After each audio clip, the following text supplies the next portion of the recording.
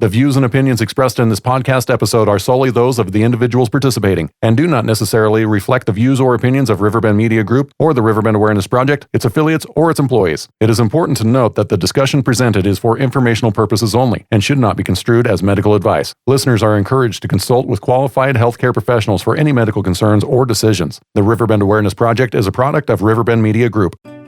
Welcome to the Riverbend Awareness Project. Each month we learn about important nationwide topics that also affect our community. September is National Deaf and Hard of Hearing Awareness Month. We've invited Heidi Smith, the Deaf and Hard of Hearing Service Coordinator from BYU, Idaho, to join us today. Thank you so much for coming in, Heidi. Of course. First Thanks for having me. Yeah. First off, wanted to ask about what is your role as the Deaf and Hard of Hearing Service Coordinator? Basically, my job is to make sure that anyone who's deaf or hard of hearing has equal access to the classroom, especially the audio in the classroom. I also coordinate with them and their instructors to make sure the instructors are aware of how to have a deaf student in their class and to help them communicate if they have any issues. And then I also do some counseling, like guidance counseling for our deaf and hard of hearing students as well. That is really cool. What inspired you to work in this field? Actually, it's kind of a weird story. So I didn't initially intend to work in this field. I was introduced to sign language as a teenager. I volunteered at a school for students with disabilities, and there were a lot of nonverbal students there that used sign language to communicate. So that was my first exposure. And so then I took some continuing ed classes and learned more sign language. My aunt and uncle actually adopted a deaf son, and so then I learned about sign language in the deaf world. So I kind of learned about it backwards. Then I studied sign language when I was at a university in Chicago. So that's what I thought I wanted to do when I was a young college student. But I didn't finish my degree. I got married and had my babies. And when I had my 6 kids, I ended up going back to school and getting my bachelor's degree. I got a degree in education, so I became a teacher.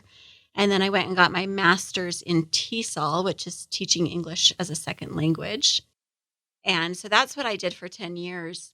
And then the job at the university came open. And when someone explained what they were looking for, it was kind of like what I was doing with TESOL, providing access to people who had a second language mixed in with the deaf culture I had from my younger college days and my sign language. And so it just kind of seemed like the perfect fit. And I love it. I'm so glad that that's the path I ended up in, but it wasn't the plan. So it's cool how that works out. Life takes you different directions, but you can end up where you need to be. Yeah, absolutely. What are some of the services and support systems provided for individuals who are deaf or hard of hearing? And not necessarily just for obviously the university, which is what you can speak to the most, but maybe other ones outside of the university kind of setting too that you know of? Yeah, absolutely. So probably the most common thing that everyone sees or knows about is closed captioning. So closed captioning of videos that they see in class or during homework, that kind of thing. And then, of course, sign language. If we have a student who's deaf and that's their main form of communication, we'll provide sign language interpreters for them, both in class and just at campus events and things. And that's a community-wide thing. If a deaf person were to attend a musical concert or something, the law requires that venue provides an interpreter if requested. One of the lesser-known things is something like transcription. That's where if there's audio, spoken audio, we provide a transcript of it written out for the deaf or hard of hearing person to read. There's also live transcription, which is probably the most common request after captioning. And live transcription is where there's a person listening to the live meeting, like the class or a radio station or something, listening to that live thing. And a person outside is typing what is being said. And the deaf or hard of hearing person has a computer screen or an iPad or something, and they are able to read in live time what is being said in that meeting. So that's one that we get a lot. Those are probably the most common.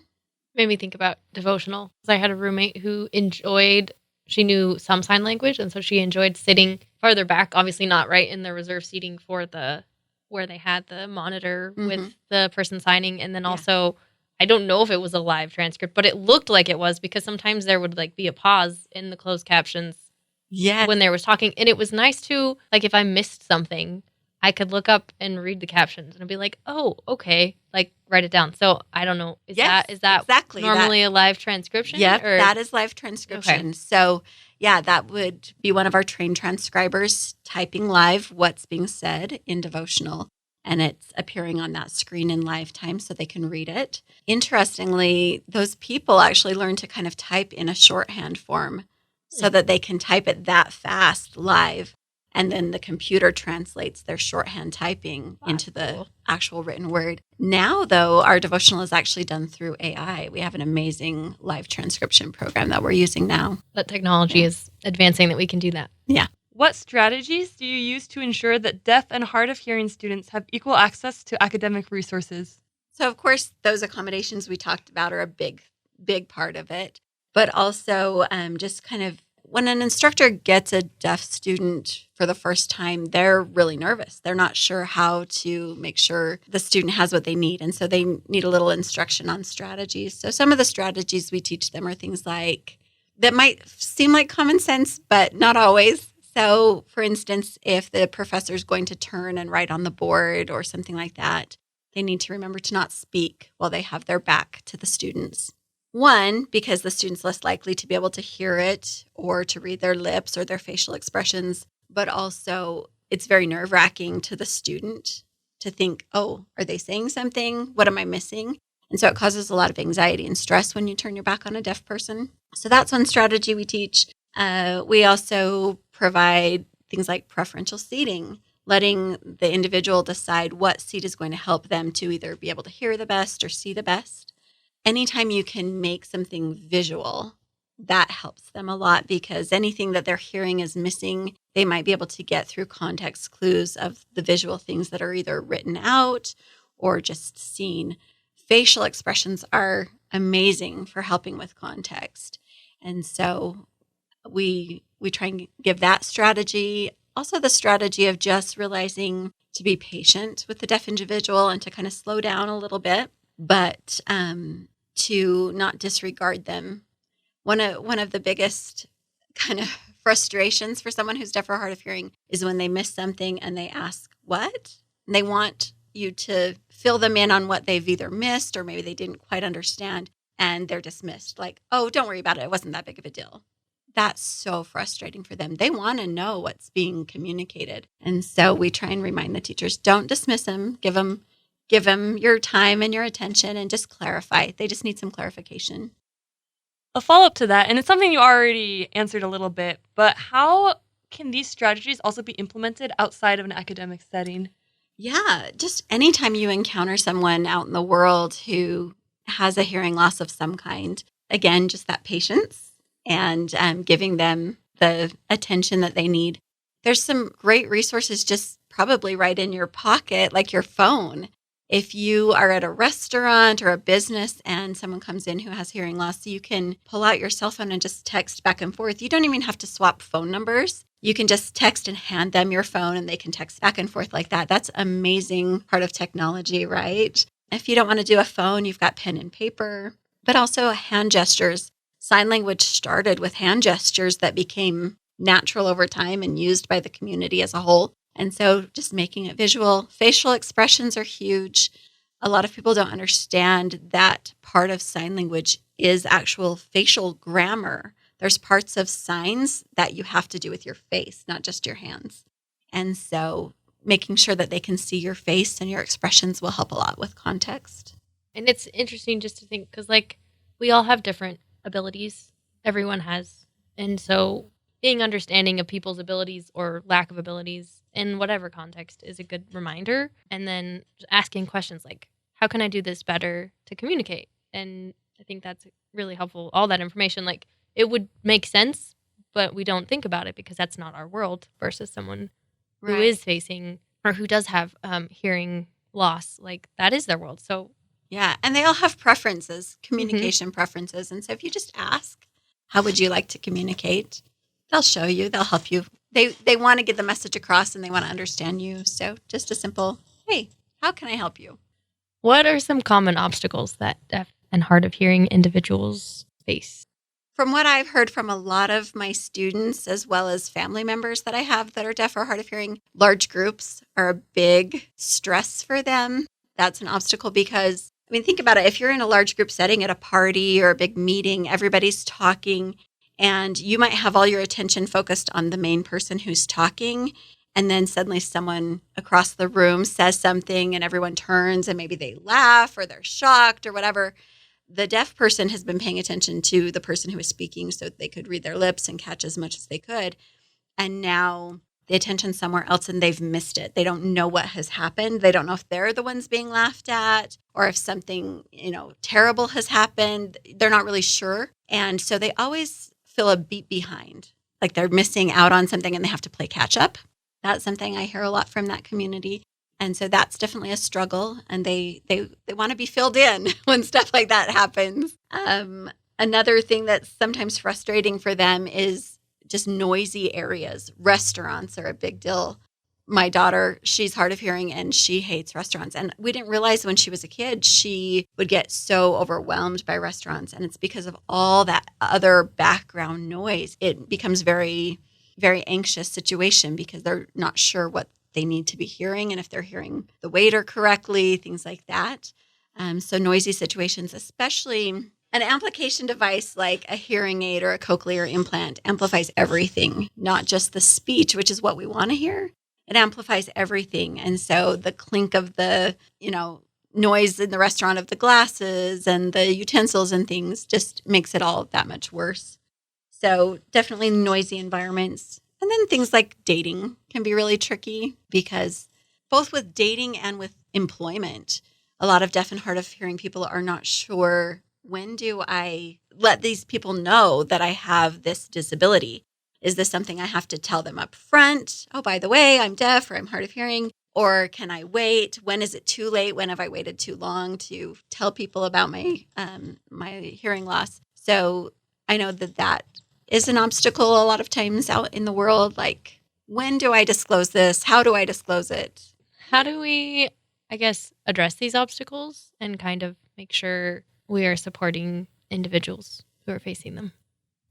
I think if you're aware that they have a hearing loss, just, ask, is this seating area going to be okay? Would you like to sit here? Give them preferential seating. Again, not just in the classroom, but just in the natural environment. Give them a say that can help them to have the best experience.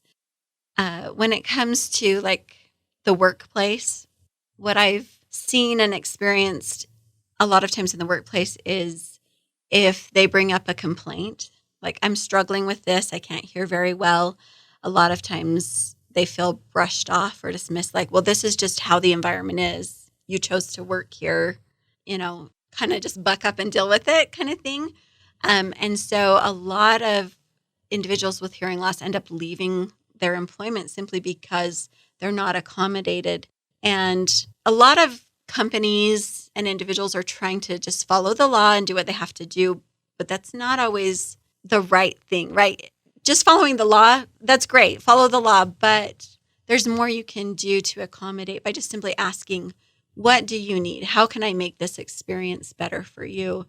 I know of one particular individual, her work environment was just so noisy, and she simply asked, can I have a separate working space a little bit away from the noise? And that was just too much for the employer to provide. And that to me seems like, really? You couldn't do that? So just use some common sense and just ask, what is it you need in this situation? And every situation is going to be different. So if they feel comfortable enough to speak to you about what's going on, I think that's probably the biggest thing you can do to help them, is just make them comfortable so that they can share what's working and what's not. One of the things you said is that, every situation is different. I think every person is different too. You've talked about how there's so many different levels of being hard of hearing or being deaf and how that all works. So what are some of the common causes of hard of hearing or deafness? Yeah. So there's such a wide range of both hearing loss, like the level, the severity of their hearing loss, and again, how they became deaf or hard of hearing. So Obviously, there's hereditary hearing loss where you'll see it generationally. The mom and dad might be deaf, the children might be deaf, and so on. And you might assume that that's a sad thing, but for a lot of deaf people in those families that it is hereditary, it's almost celebrated. Like, oh, you take after mom and dad. That's awesome, So it's not necessarily a sad thing for those in the deaf community to be born deaf.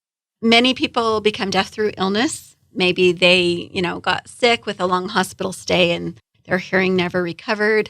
For others, it's just multiple buildups of, ear infections over long periods of time that deteriorates their hearing, birth defects. So maybe it's not hereditary, but they're still born deaf because something just didn't form correctly.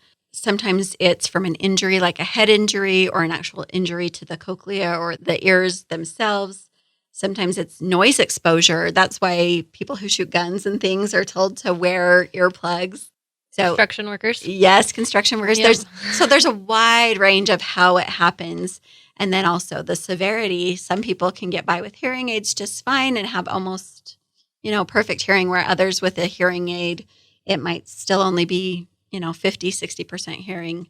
Same with cochlear implants. A lot of people think a cochlear implant solves it. Oh, they can hear now because they go straight to the cochlea, but it doesn't. They still might not have a large range of hearing.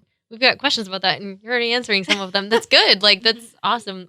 Just understanding that the hearing aids or devices aren't, like, we can't hear what they're hearing from that. So don't assume what they're hearing because they have a hearing aid or device. Like, yeah, it doesn't solve all the problems. It doesn't solve all the problems. Like, They're definitely a blessing and they definitely help, but they don't solve it all. Also, they hear differently through it. It's very mechanical. They don't hear the same way we do. It's more of a mechanical sound. It's not as natural. Speaking about misunderstandings, what are some common misconceptions people can have about being deaf or hard of hearing? Yeah. So when I was in college, when I was younger, I joined a deaf fraternity. And one of the things that surprised me the most was how much they loved music and that they loved to dance. I had all these deaf friends, and every time we wanted to go out, that's what they wanted to do. They're like, let's go to the country bar. Let's go dancing. So I think that's a misconception. A lot of people think they don't appreciate music, but they definitely do. They love a good beat. And my friends loved country line dancing because it was very visual. They could copy the moves. It was really fun. So that's definitely a misconception. One I hear sometimes is, oh, it's too bad they can't drive. And that's totally not true. Some people think you can't get a driver's license if you're deaf, but it's so not true. You can drive. So those are two that I hear a lot. And then, like I already said, the misconception that a hearing aid or a cochlear implant fixes it. And so now they can hear fine. Another one sometimes is that all deaf or hard of hearing people can read lips. That's not true. That's a skill, just like any other skill that has to be developed. And so some of them are amazing at it. But yeah, not everybody can read lips. So earlier we were talking about sign language and how like facial expressions can play a role in that. Mm-hmm. And so we had some questions about sign language. And I don't know, when we were reading and researching for this podcast, I was reading about how there are like, there's different, like, obviously there's like American Sign Language, and then there's different sign languages for different countries and different languages. And so one question we were wondering is American Sign Language similar to other types of sign language, or are they like kind of like comparing spoken languages, like how they're very different, and then sign languages? I mean, I assume, I don't know. I don't know a lot about it. So. No, yeah. So it's interesting. There's signed English, which is actually word for word signed as English, but that's not used very often. Most of the time it's American Sign Language, like you were talking about. And yeah, there's Mexican Sign Language and French Sign Language. American Sign Language is actually the most similar to French Sign Language. Originally, when sign language was being developed here in America, it was more culturally familiar, right? Families would use their own gestures and things, and communities would use similar ones to communicate. And so there's a lot of regional signing, but, and no one actually is credited for developing American Sign Language. There's not like a father of it or anything like that. But Thomas Gallaudet, who was one of the founders of Gallaudet University, he was friends with Laurent Clark, he was a Frenchman, a deaf Frenchman and an educator. And those two became friends. And Gallaudet went to France and studied how they educate the deaf over there in France. And so a lot of the influence in American Sign Language comes from French Sign Language because of that, because they then formed Gallaudet University, which was the first real deaf school here in the States and is the most renowned and well-known university for educating the deaf. And so, yeah, our sign language is kind of similar to that. And we do have a very kind of backwards language structure in sign language. You don't say, what is your name? You would say, your name is what? And so it's a little different than English. So we were going over our questions and trying to make sure we hadn't missed anything. And the idea of technology impacting sign language, like this idea of will someone learn sign language nowadays? Because you have the phone, right? You can just text. But what happens when that phone, the battery dies or you don't have cell service or something like that?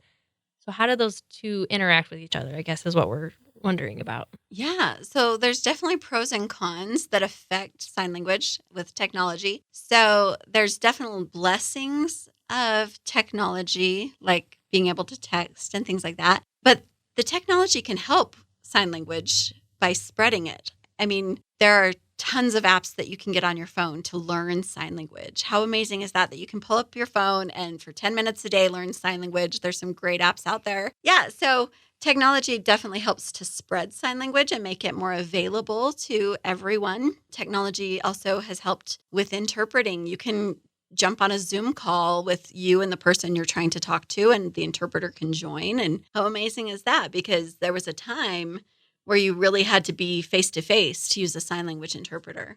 And that's not the case anymore because of technology. So they can go hand in hand really well, and technology can help to spread sign language.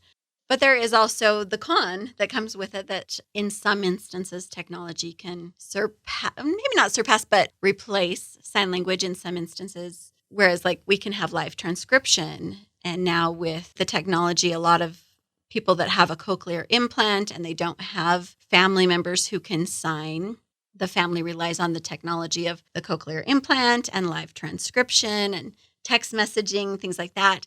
And that individual might never learn to sign, even though they are clinically deaf.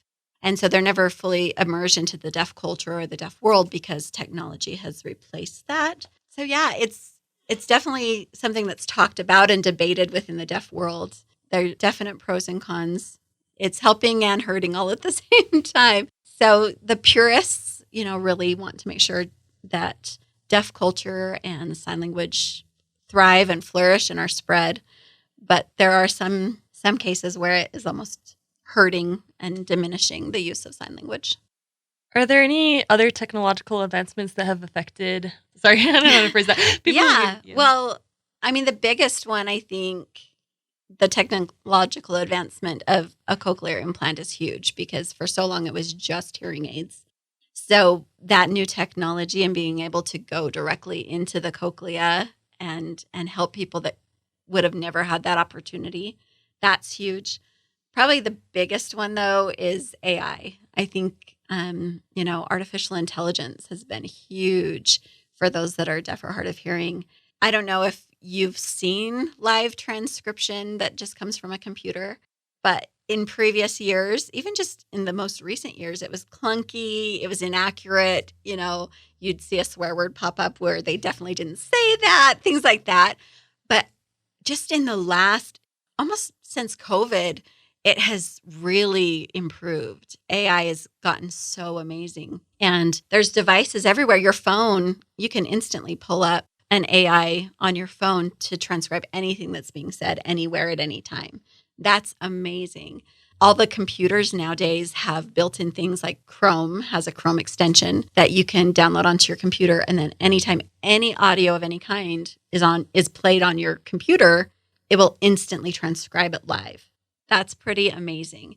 And so for those individuals who don't have access to sign language or that isn't their first language, having an instant translator in their pocket or on their computer screen is pretty amazing. So I would say AI is probably the biggest technological advance. You mentioned hearing aids and cochlear implants. We were kind of curious about the different types of hearing devices that there are and how they kind of work differently. Yeah, so a hearing aid is fitted for the individual, and then it's adjusted by their audiologist to their hearing loss to give them the right amplification. And nowadays, there are hearing aids that can be controlled by your phone, which is pretty amazing. So a deaf or hard of hearing individual that is using a hearing aid, they can go onto their phone and tell it, okay, I'm in a restaurant. I want you to increase voices and decrease background noise. Or I'm in a museum, so it's going to be a very quiet environment. I need you to amplify the speaker, things like that. So that's pretty cool. And so there's the old-fashioned style hearing aids that a lot of people still use, which is totally fine. And you can even just do a mail order. You've probably seen commercials where they advertise hearing aids on the TV and you just get one in the mail and that simply amplifies. So that's just like a microphone in your ear. And that's what a lot of older people that lose their hearing later in life will use. But then there's the kind that I was talking about where an audiologist has fitted it specific to you and they program it for your specific needs. There's also something called an FM system. That's a microphone that you can hand to an individual, and it will Bluetooth the sound that goes into the microphone straight to your hearing aid or your cochlear implant. So a lot of individuals will, if they're in school or in a lot of meetings, they'll purchase an FM system that will go with their hearing aid or their cochlear so that that sound can be directly inputted straight through rather than having to go through the airwaves. And then, of course, the cochlear implant, and that's where you have a surgery done where the doctors wire right into your cochlear. So it bypasses your ear, doesn't go through the hairs and vibrations in your ear. Instead, the sound goes directly to the cochlea. And then there's a magnet placed in your skull right there to hold the hearing piece on the back of your head. And so that's different than a hearing aid because it's not going through the ear, through the hair follicles and just amplifying. Instead, we're bypassing the ear completely and we're going straight to the cochlear. And that's definitely for much more profound deafness where the ear is not working at all. Thank you for sharing. That's really interesting. What are some effective communication strategies for communicating with people who have hearing loss? Definitely looking at them face to face. And trying to move to a quieter, more close-knit environment is helpful. But yeah, face-to-face communication where they can see your facial expressions, read your lips if needed. Another great strategy is to use your hands. Even though you don't know sign language, just your natural gestures of your hands can communicate quite a bit because we naturally point to things and make things visual. So that's a great strategy anytime you can make it more visual. And then probably just being patient, being really patient and being willing to slow down, repeat yourself, just help them to be at ease and to feel comfortable with you and to be able to ask, what? Pardon me, I didn't hear, and then repeat yourself. Something I read about too, this is just something I read online, so I don't know if it's true or not, but I read that it's good to not over-enunciate because that can make it even harder to read your lips. Yes, absolutely. Do not yell at them. Yelling will not help. A lot of people, when they hear someone's deaf or hard of hearing, they think, oh, I'll just speak louder. Don't do that. That's off-putting and rude, So don't yell at them. Don't over-enunciate or make it bigger because, that's definitely, they get used to trying to read lips and facial expressions as they naturally are. And so if you're overemphasizing trying to make your point by making it bigger, you're actually making it harder for them, definitely. What are opportunities in our community to increase awareness for those who are deaf and hard of hearing? Yeah, probably the best thing you can do if you really want to get involved is to join the Idaho Association for the Deaf and volunteer with them. They do different activities throughout the year. So in September, Deaf Awareness Month, they have the Walk for ASL. The closest one to us, I believe, is in Blackfoot, and they're looking for all kinds of volunteers to help with that by passing out T-shirts and different things. So, if you join the Idaho Association for the Deaf, you can help at different activities they have yearly.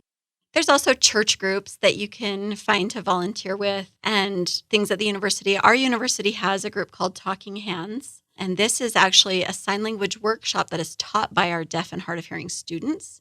So they teach sign language to hearing individuals, and they also do activities throughout the week and throughout the semester just to have fun and make friends. So if you look on the internet, just go out there and search and see what's in your area. You'll probably find some good places to participate. What has had the most significant impact on your career in this field? My career, probably COVID, because we had to scramble to figure out how to do things differently, right?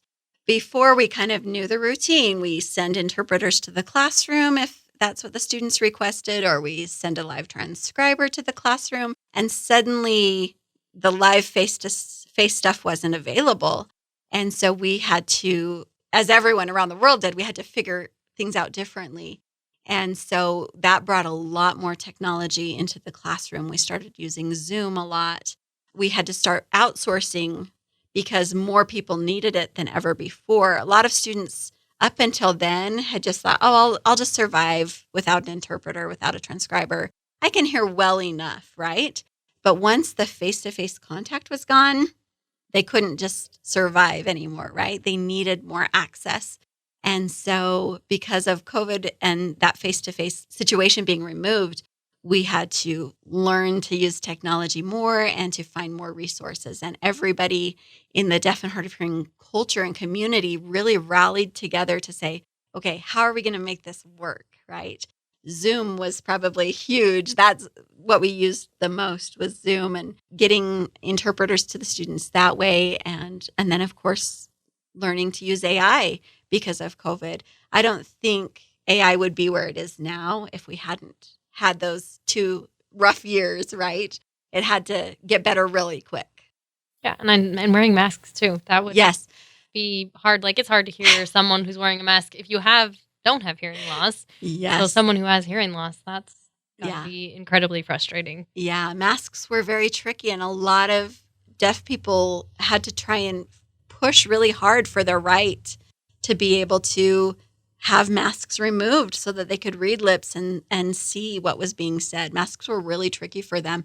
And there are actually clear masks. That's what we used on campus. We had clear masks so that they could see. And we had a lot of people that are like, I want that mask. That's a lot better. So, yeah.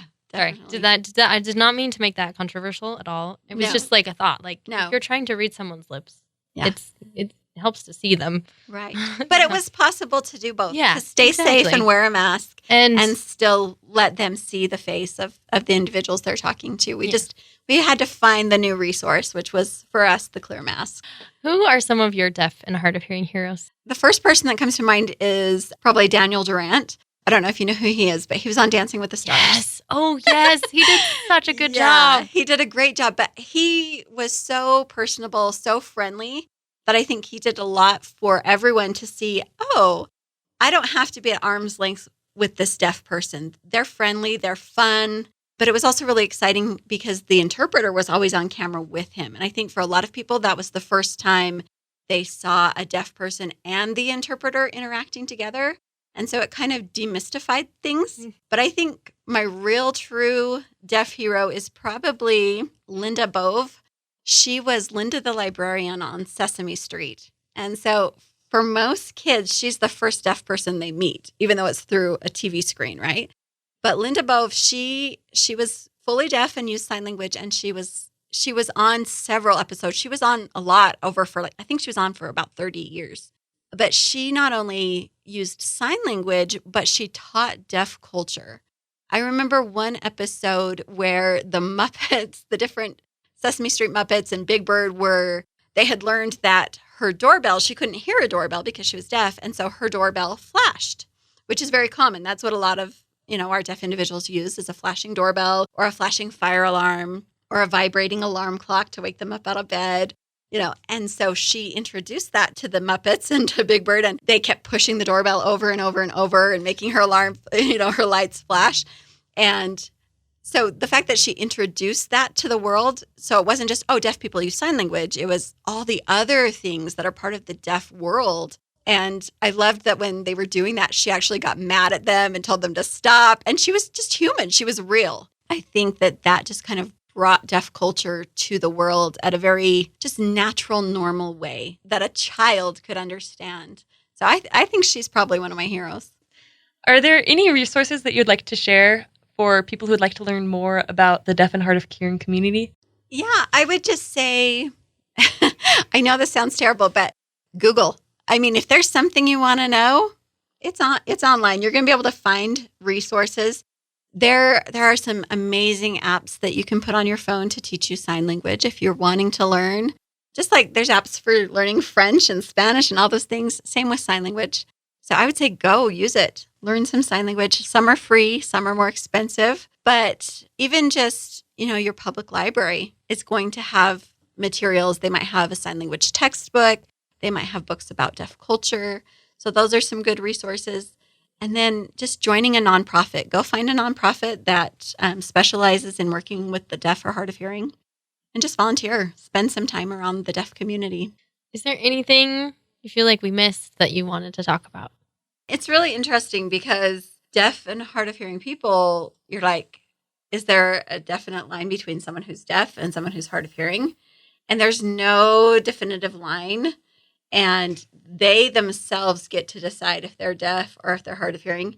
And based on what group they're interacting with, it might change. So like my daughter who's hard of hearing, around certain people, she'll introduce herself as being deaf. But around other groups, she'll say, I'm hard of hearing. And it's based on how they want the people around them to perceive them and how to handle them, right? Mm-hmm. So if she's in a situation where she knows there's going to be a lot of hearing issues and people are going to maybe not be as understanding, she'll say that she's deaf because then they're going to kind of treat her with kid gloves, be more patient.